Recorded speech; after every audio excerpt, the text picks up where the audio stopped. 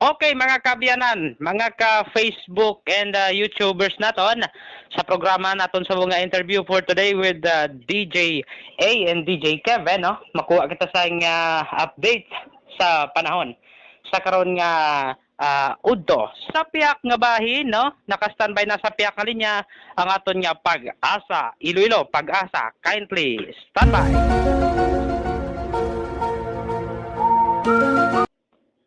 Okay, Pag-asa sa report, please proceed. Anong lakat aton karon sa panahon na naka-standby si Sir Jess Makiling? Sir Jess, come in.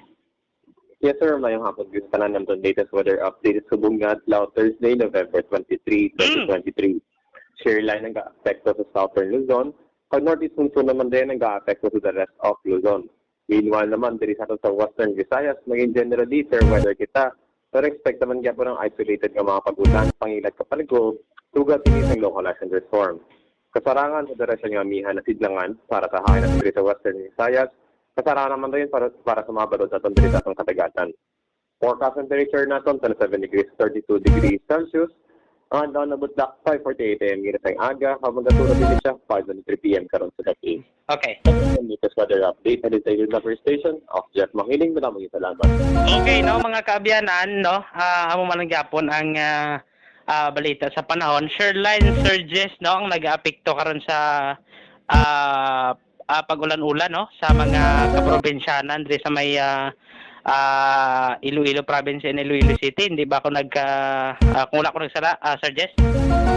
Yes, sir. Subong, sir. As of now, wala pa man sila nakitaan ng mga significant na mga pagkulan sa Western Visayas. Pero nga tanasa bangyapon nga maging generally fair weather kita. Pero may arat kita gyapon nga gina-expect nga isolated nga rain showers or thunderstorms sa aton nga hapon sa gabihon dala sa aton ang localized thunderstorm, sir. Okay, Sir Jess Makiling, madamong salamat sa inyo dra sa Pag-asa Iloilo. Thank you kag mayong udto sa inyo dra. Yes, sir. Maraming salamat sa inyo. Inyo naman yan ang Pag-asa Iloilo.